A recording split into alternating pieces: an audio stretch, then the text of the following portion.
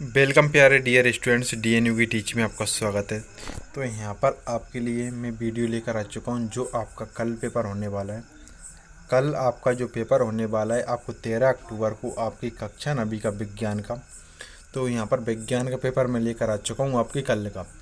जैसा कि देख सकते हैं आप यहाँ पर विज्ञान और आपको यहाँ पर ये आपका 902 बी वाला सेट है। तो यहाँ पर मैं आपके लिए बिल्कुल आपको क्वेश्चन नंबर 1 से लेके क्वेश्चन नंबर 22 तक पूरे के पूरे क्वेश्चंस आपको यहाँ पर बताने वाला हूँ। तो आपको क्या इस वीडियो में एंड तक बने रहना है और आपको साथ में मैं आपको उत्तर उत्तर भी मैं आपको बताने वाला हूँ। तो इस वीडियो में आपको बिल्कुल एंड तक बने रहना। और इस पीडीएफ को आप कहाँ से डाउनलोड कर पाएंगे वही मैं भी आपको वीडियो के बीच में या वीडियो के एंड तक बता दूंगा, ठीक है। किस तरीके से आप पूरी की पूरी पीडीएफ डाउनलोड कर सकते हैं, जैसा क्यूआर कोड में देख सकते हैं 9 से 2 वाला आपका सेट है, ठीक है। अगर जो छात्र अच्छे नंबर लाना चाहते हैं तो ये इस वीडियो को देखें।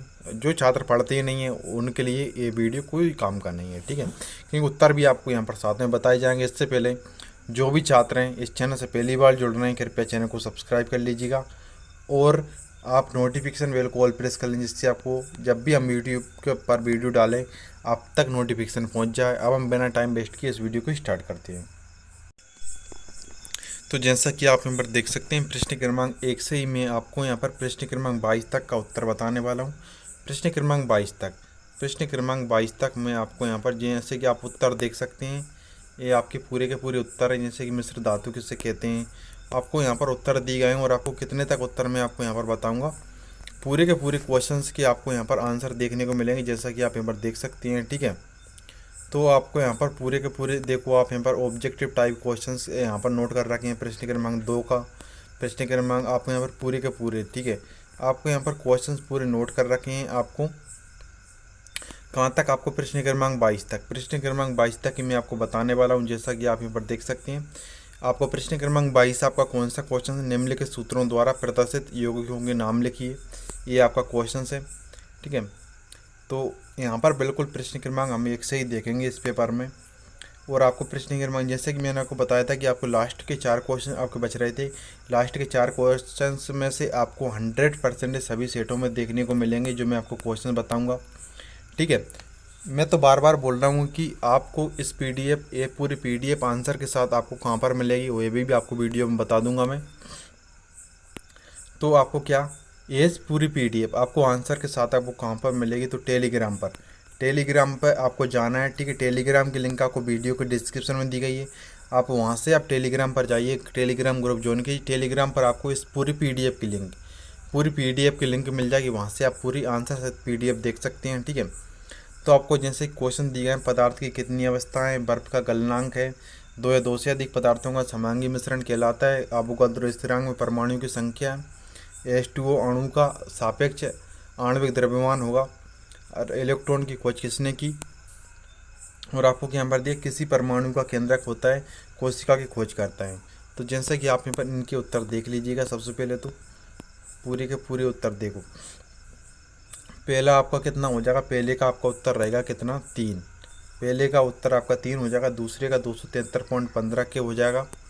इसके बाद आपको यहाँ पर तीसरे का उत्तर आपका बिलियन हो जाएगा। चौथे का उत्तर 6.022 इंटू 10⁻23 हो जाएगा। इसके बाद आपका क्या हो जाएगा 18U हो जाएगा। छठे का उत्तर आपका जे थॉमसन हो जाएगा, ठीक है। इसके बाद आपको सातवें का उत्तर क्या रहेगा धनाभिषेक हो जाएगा, फिर आपका हो जाएगा रॉबर्टो। तो जैसा कि देख सकते हैं आप 13 अक्टूबर के पेपर में आप धमाल मचा कर रख दोगे।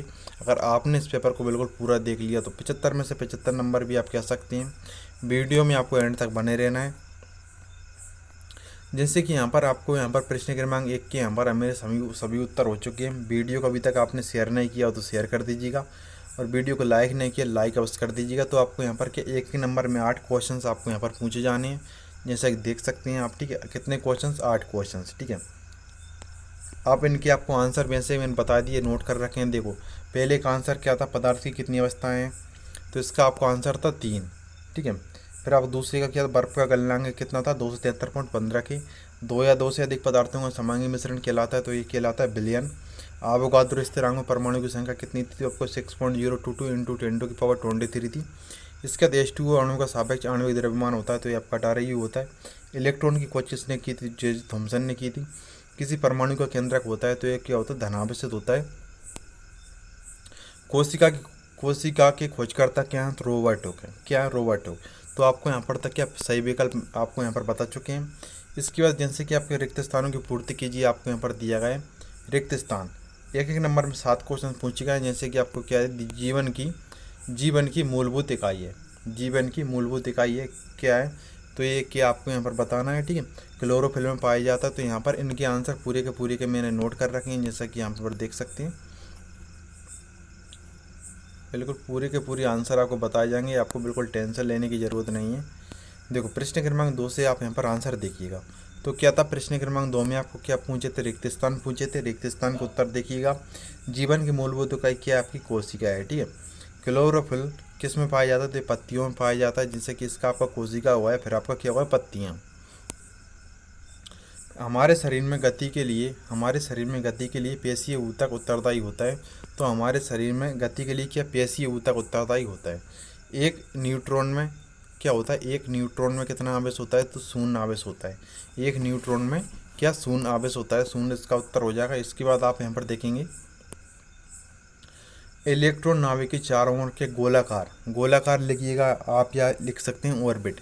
गोलाकार या ऑर्बिट आप लिख सकते हैं। ठीक है, इसके बाद जैसे कि आप इमरजेंसी देख सकते हैं 100% रियल पेपर, 100% आपका ये रियल पेपर देख सकते हैं पूरा का पूरा। ठीक, इसके बाद आपको क्या पूछा है यहाँ पर, दूध एक बिलियन है। तो ये कौन सा बिलियन, कोलाइड बिलियन है। आप यहाँ पर इसको क्या लीजिएगा, कोलाइड कर लीजिएगा। कैसा, कोलाइड दूध एक आपका कोलाइड बिलियन है। ठीक है, वीडियो को शेयर करते जाइएगा। इस पीडीएफ को आपको टेलीग्राम पर मिल जाएगी। टेलीग्राम को आपको ज्वाइन करना है। टेलीग्राम की लिंक वीडियो के डिस्क्रिप्शन में आपको टेलीग्राम पर इस पूरी पीडीएफ की उत्तर सहित आपको लिंक मिल जाएगी, वहाँ से आप इस पूरी पीडीएफ को डाउनलोड कर सकते हैं। इसका कोशिका का मस्तिष्क किसे कहा जाता है, केंद्रक को कोशिका का मस्तिष्क कहा जाता है। इसके बाद यहाँ पर हम क्या देखते हैं, अब यहाँ पर हम देखते हैं हमारे प्रश्न क्रमांक 3 क्या देखते हैं। प्रश्न क्रमांक 3 देखते हैं। प्रश्न क्रमांक 3 में आपको यहाँ पर क्या पूछा है, प्रश्न क्रमांक 3 में आपको यहाँ पर सही जोड़ी पूछी है। क्या पूछी है, प्रश्न क्रमांक 3 में आपको यहाँ पर सही जोड़ी पूछी है। सही जोड़ी देख सकते हैं, आपको यहाँ पर 8 नंबर में पूछी है। ये आपका कॉलम आ है, कॉलम बा है। ठीक है, आप सोच रहे होंगे ये सर ये तो प्रिंटेड पेपर नहीं है हमारा, लेकिन कुछ हमारी भी ठीक है जिम्मेदारी आप समझें। ठीक है, तो आप तक पहुंचाने का काम तो वैसे रहता है, लेकिन हम ज़्यादा रिस्क नहीं ले सकते। प्रिंटेड पेपर आपको नहीं बता सकते हैं। ठीक है, उसी में से क्वेश्चन निकाल कर आपको बता रहे हैं। ठीक है, जिससे आपका काम भी हो यार, हमारे लिए भी कोई रिस्क ना रहे। ठीक है, हमारे लिए जैसे कि आप ये सब समझते हैं, इस बार जो क्या है डीएम के जो होता है, डीएम के पास यहाँ पर पेपर आ रहा है, ना कि प्रिंसिपल के आईडी पर। ठीक है, तो आपको क्या करिएगा, वहाँ से हमको एक जगह से क्या बड़ी मुश्किल से आपको यहाँ पर पेपर के लिए यहाँ पर जुगाड़ किया है। ठीक है, उसके लिए आपको यहाँ पर क्वेश्चन निकाल कर बताया जा रहा है। ठीक है, लेकिन आप इनको देख लीजिएगा। आपको यहाँ पर सेट बाई सेट है आपको पेपर आ रहे हैं। ठीक है, तो आपको लगभग क्वेश्चन यहाँ से आपको ज़रूर फंस जाएंगे आपके एग्ज़ाम में। ठीक है, तो यहाँ से हमको सेव करना पड़ेगी, क्योंकि उस पर क्लिक हो गया हमारा। एक बार थोड़ा वेट करिएगा आप। ठीक है, तो आपको जैसे ये आपका पूरा का पूरा क्या दिया, बर्फ़ का गलनांक, दूध। ठीक है, तो यहाँ से आपको बिल्कुल आपके set by set question paper फंसेंगे। ठीक है, तो लेकिन थोड़े बाद आपके अलग सेट में कुछ अलग जा सकता है, लेकिन आपके क्वेश्चंस आपको यहाँ से आपको देखने को मिल जाएंगे। इन क्वेश्चंस को ज़रूर देखिएगा आप।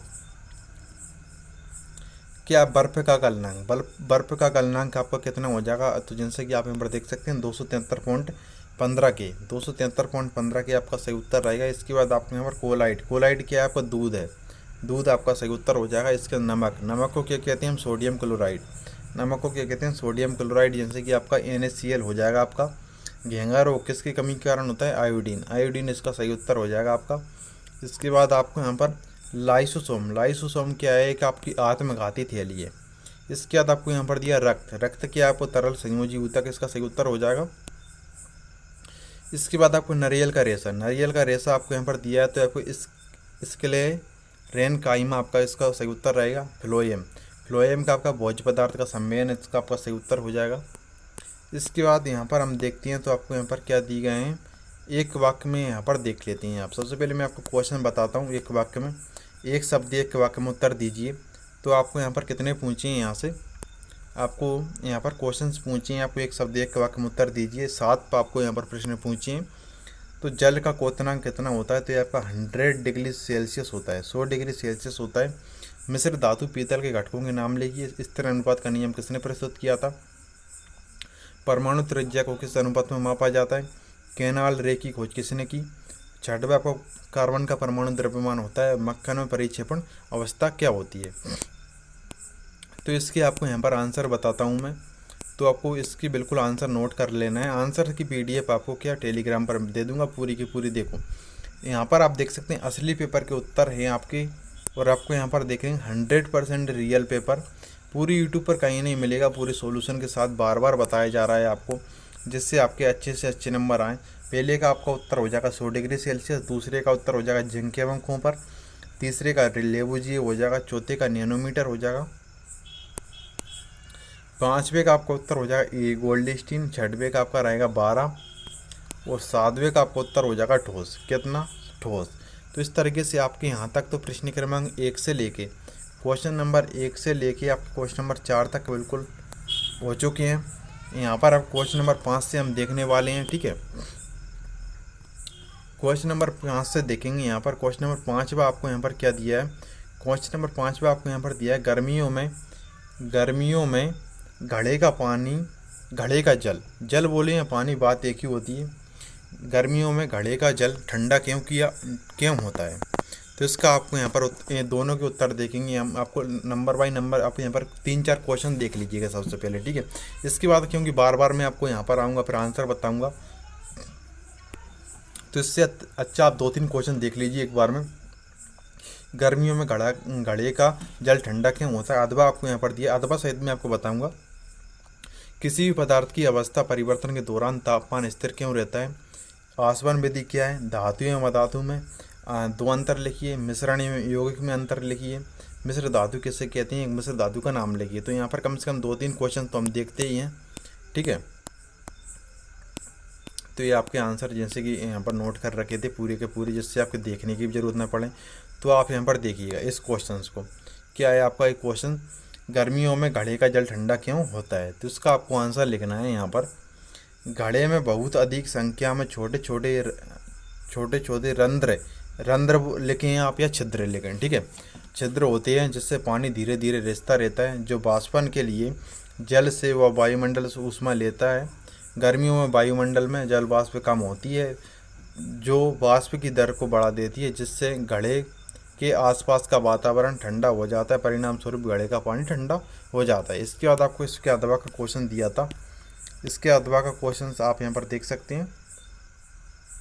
तो इसमें आपको क्या लिखना? संपूर्ण अवस्था परिवर्तन के दौरान तापमान स्थिर रहता है, क्योंकि उस समय संपूर्ण ऊष्मा उस पदार्थ के कणों के मध्य स्थान बढ़ाने में काम आती है, जिससे वह पदार्थ अपनी अवस्था परिवर्तित करता है, अर्थात कणों के पारस्परिक आकर्षण बल को वशीभूत करके पदार्थ की अवस्था को बदलने में इस ऊष्मा का उपयोग करता है। तो ये आपके प्रश्न क्रमांक जो 5 का है, आपका प्रश्न क्रमांक 5 की आपके अथवा का उत्तर है। किसके? अथवा का आपका ये उत्तर है, ठीक है। वीडियो को शेयर करते जाइएगा, आप बार बार बोल रहा हूँ, वीडियो को शेयर कर दीजिएगा। इसके बाद आपको यहाँ पर क्या दिया है? ये आपके प्रश्न क्रमांक 7 है। प्रश्न क्रमांक 7 का है आपका, प्रश्न क्रमांक 7 है, ठीक है। 7 का आपका उत्तर है आसवन विधि क्या है? क्या है आसवन विधि क्या है? तो इसमें आपको यहाँ पर लिखना है आसवन किसी मिश्रित द्रव के अवयवों को उनके वाष्पन सक्रियताओं के अंतर के आधार पर उन्हें अलग करने की विधि है। यह पृथक्करण की भौतिक विधि है, ना कि रासायनिक परिवर्तन अथवा रासायनिक अभिक्रिया। ये इसमें आपको आसवन विधि में लिखना है। इसके बाद आपको यहाँ पर पूछा है धातु एवं अधातु में 2 अंतर पूछे थे। क्या पूछा था? धातु एवं अधातु में 2 अंतर पूछे थे। तो आप यहाँ पर अंतर लिख सकते हैं। धातुओं के विपरीत अधातुएँ बहुत भंगुर होती हैं। क्या होती हैं? धातुओं के विपरीत अधातुएँ बहुत भंगुर होती हैं तथा इनके तार या चद्दर नहीं बनाए जा सकते हैं, ठीक है। तथा इनके तार या चद्दर नहीं बनाए जा सकते हैं। इसके बाद आप यहाँ पर लिखिए, यहाँ पर दूसरा पॉइंट है धातुएं चमकदार होती हैं, उनमें प्रकाश को परावर्तित करने का गुण पाया जाता है, जबकि अधातुओं में चमक नहीं होती है तथा वे प्रकाश को परावर्तित नहीं करती हैं। इसके बाद आपको यहाँ पर क्वेश्चंस था आपका मिश्रण एवं यौगिक में 2 अंतर लिखिए। ये आपका कौन सा था? प्रश्न क्रमांक आपके 7 का, प्रश्न क्रमांक 7 के आपके अथवा का उत्तर है। किसके? प्रश्न क्रमांक 7 के आपके अथवा का है आपका उत्तर है। मिश्रण एवं यौगिक में 2 अंतर लिखिए। तो आपको यहाँ पर लिखना है, एक तरफ मिश्रण दिया, एक तरफ यौगिक दिया। पहला पॉइंट, 2 या अधिक शुद्ध पदार्थों के द्वारा, 2 या अधिक शुद्ध पदार्थों के द्वारा बिना रासायनिक क्रिया के निर्मित पदार्थ मिश्रण होता है। 2 या अधिक शुद्ध पदार्थों के द्वारा बिना रासायनिक क्रिया के निर्मित पदार्थ मिश्रण होता है। 2 या अधिक तत्वों की रासायनिक क्रिया के फलस्वरूप बने पदार्थ यौगिक होते हैं। इसके बाद आपको यहाँ पर दिए, इसके घटकों को भौतिक विधियों द्वारा सुगमता से पृथक किया जा सकता है। इसके घटकों को भौतिक विधियों द्वारा पृथक नहीं किया जा सकता है। इसके बाद यहाँ पर हम आते हैं, हम क्या दिया था? मिश्र धातु किसे कहते हैं? एक मिश्र धातु का नाम लिखिए। तो ये आपका कितना था? प्रश्न क्रमांक 5, 6, 7 हो चुका है आपको। यहाँ पर एक बार हम इसको देख लेते हैं आपका कौन सा क्वेश्चन है। ठीक है, तो आपको यहाँ पर देखो, मिश्रण यौगिक में आपका अंतर हो चुका है। ये आपके प्रश्न क्रमांक 7 की अथवा का उत्तर है। किसकी? प्रश्न क्रमांक 7 के आपके अथवा का उत्तर है, मिश्र धातु किसे कहती हैं? एक मिश्र धातु का नाम लिखिए। तो इसको यहाँ पर हम देखते हैं। ठीक है, तो यहाँ पर बिल्कुल इसके बिल्कुल कंप्लीट सॉल्यूशन, संपूर्ण उत्तर आपको बताए जा रहे हैं। ठीक है, बिल्कुल पूरे के पूरे उत्तर बताए जा रहे हैं आपको, संपूर्ण उत्तर। आपको टेंशन नहीं लेना है बिल्कुल। तो ये आपका था मिश्र धातु, आपके 7वें का अथवा का उत्तर है। 2 या अधिक धात्विक तत्वों के आंशिक या पूर्ण ठोस विलयन को मिश्र धातु कहते हैं। इस्पात एक मिश्र धातु है। एक आपको क्या पूछा? एक मिश्र धातु का नाम लिखें। इस्पात एक क्या आपकी मिश्र धातु है। फिर आया मिश्र धातु के गुण उस मिश्र धातु को बनाने वाले संगठनों के गुणों से भिन्न होते हैं। इसके बाद यहाँ पर देखते हैं हमारा नेक्स्ट क्वेश्चन क्या दिया है यहाँ पर। तो हमारा जो इसके बाद जो नेक्स्ट क्वेश्चन दिया है, अगला क्वेश्चन हमारे लिए यहाँ पर दिया है, क्या दिया है? जैसा कि देख सकते हैं आपको, विलेय और विलायक को परिभाषित कीजिए। कोलाइडी विलयन के 2 गुण लिखिए। टिंडल प्रभाव क्या है? ठीक है, ये आपके यहाँ पर क्वेश्चन दिए गए हैं। इसके बाद क्या दिया आपको? आयन किसे कहते हैं? ऋणायन एवं धनायन को उदाहरण से समझाइए। तो यहाँ पर पूरे के पूरे क्वेश्चन देखते हैं। यहाँ पर हम इसके आगे के क्वेश्चंस, विलेय और विलायक वाले में आपको लिखना है यहाँ पर, किसी समांगी विलयन में जो पदार्थ अधिक मात्रा में होता है उस पदार्थ को विलायक कहते हैं, और जो पदार्थ कम मात्रा में होता है उसे विलेय कहते हैं। ठीक है, अर्थात कोई भी विलयन विलायक और विलेय दोनों से मिलकर बना होता है। विलायक वह होता है जिसमें जो किसी पदार्थ को घोलता है, अर्थात विलायक की प्रकृति घोलने वाली होती है। इसके बाद विलेय वह पदार्थ होता है जो विलायक में घुल जाता है, अर्थात इसे घुलने की प्रकृति होती है। किसी विलयन में विलायक की मात्रा अधिक होती है तथा विलेय की मात्रा अपेक्षाकृत कम होती है। जैसे किसी नमक और पानी के विलयन में नमक विलेय की भांति होता है तथा पानी विलायक होता है, अर्थात विलयन में नमक की मात्रा बहुत कम होती है लेकिन जल की मात्रा अधिक होती है। विलयन में विलेय के कणों का आकार लगभग 10⁻⁷ से लेकर 10⁻⁸ तक होता है, जबकि विलायक तथा विलेय से मिलाकर कोई विलयन एक बार बना लिया जाता है तो विलायक बनने के बाद इन दोनों घटकों को, अर्थात विलायक तथा विलेय को आसानी से अलग नहीं किया जा सकता है। विलयन बनने के बाद विलायक तथा विलेय के गुण खो जाते हैं जो उनमें बिना विलयन बनाए हुए थे। ठीक है, जिस तरीके से आप यहाँ से इसका स्क्रीनशॉट ले लीजिएगा। इसके बाद आपको यहाँ पर पूछा था कोलाइडी विलयन के गुण पूछे थे। तो कोलाइडी विलयन विषमांगी होता है और इसमें 2 प्रवस्थाएं रहती हैं, जैसे परिक्षिप्त अवस्था तथा परिक्षेपण माध्यम। इनका परासरण दाब बहुत कम होता है। इसके बाद टिंडल प्रभाव आपको पूछा था, टिंडल घटना। ठीक है, जब प्रकाश की किरणें कोलाइडी विलयन पर केंद्रित की जाती हैं तो उनका मार्ग चमकदार दिखाई देता है। किरण के मार्ग की प्रदीप्ति की टिंडल घटना कहलाती है। यह टिंडल प्रभाव कहलाता है, जिससे नीले प्रकाश का आभास होता है। टिंडल प्रभाव के अनुप्रयोग आप यहाँ पर देख सकते हैं, इनके आप स्क्रीनशॉट ले लीजिएगा। ठीक है, ये पूरे के पूरे देख सकते हैं। इसके बाद क्या पूछा था आपको? यहाँ पर आयन पूछा था। आयन किसे कहते हैं और धनायन और ऋणायन को परिभाषित कीजिए। तो आयन ऐसे परमाणु या अणु जिनमें इलेक्ट्रॉन और प्रोटॉन की संख्या समान होती है। इससे आयन में विद्युत आवेश होता है। अगर इलेक्ट्रॉन की तादाद प्रोटॉन से अधिक हो तो आयन में ऋणायन आवेश होता है और उसे ऋणायन या एनायन भी कहते हैं। इसके विपरीत अगर इलेक्ट्रॉन की तादाद प्रोटॉन से कम हो तो आयन में धनात्मक को क्या बोलते हैं इंग्लिश में, पॉजिटिव आवेश होता है और उसे धनायन या कैटायन भी कहते हैं। आप यहाँ पर क्या ऋणायन एवं धनायन को देख सकते हैं। एक कुछ इस तरीके से आप स्क्रीनशॉट ले लीजिएगा इनका पूरे का, ठीक है। ये आपको यहाँ पर क्या दिया है, ठीक है, पूरा का पूरा आप यहाँ पर ये आपका ऋणायन दिया है, पूरा का पूरा ये आपका धनायन दिया है, तो आप इनका क्या स्क्रीनशॉट ले लो, ठीक है। इसके बाद यहाँ पर हम नेक्स्ट क्वेश्चन देखते हैं। नेक्स्ट क्वेश्चन से हमारा यहाँ पर, तो यहाँ पर अब सबसे पहले हम पूरे के पूरे क्वेश्चन देख लेते हैं, ठीक है। इसके बाद आपको यहाँ पर क्या दिया था, इसका मोल संकल्पना की व्याख्या कीजिए। प्रश्न क्रमांक आपके 10वां का आपका अधवा का दिया था, प्रश्न क्रमांक 11। सबसे पहले पूरे के पूरे क्वेश्चन देख लेते हैं हम। द्रव्यमान संरक्षण का नियम उदाहरण देकर स्पष्ट कीजिए, जिसके बाद आपको उत्तर बताएंगे जैसे कि अभी बताते आ रहे हैं। अथवा आपको परमाणु द्रव्यमान को परिभाषित कीजिए। फिर आपको यहाँ पर दिया रदरफोर्ड के परमाणु मॉडल की 2 कमियाँ लिखिए। अथवा आपको यहाँ पर दिया है समस्थानिक एवं सम्मारिक तत्वों में अंतर लिखिए। इसके बाद आपको यहाँ पर पूछा है प्रश्न क्रमांक 13 में समसूत्री एवं अर्धसूत्री विभाजन किसे कहते हैं। 100% आपके यहाँ से क्वेश्चंस बनेंगे सभी सेट में। आपके सेट भी तो आपका है ही वैसे भी। ये माइटोकॉन्ड्रिया को कोशिका का बिजली घर कोशिका का बिजली घर क्यों कहते हैं। तो देखो यहाँ से अंतर पड़ जाता है। अगर यहाँ पर हमको सेट बी में क्या पूछा है, माइटोकॉन्ड्रिया को कोशिका का बिजली घर क्यों कहते हैं। अगर आपके सेट ए और सेट सी में क्या पूछा सकता है, माइटोकॉन्ड्रिया को कोशिका का पावर हाउस। थोड़े शब्द चेंज हो सकते हैं लेकिन पेपर आपको ऐसा ही मिल जाएगा। प्लास्टिक क्या है, क्लोरोप्लास्ट के 2 कार्य लिखिए। अथवा आपको यहाँ पर दिया 3 कोशिका अंगों के नाम लिखिए जिनमें स्वयं के DNA तथा राइबोसोम होते हैं। इसके बाद प्रश्न क्रमांक 15 आपको यहाँ पर दिया है ऊतक किसे कहते हैं, एक उदाहरण दीजिए।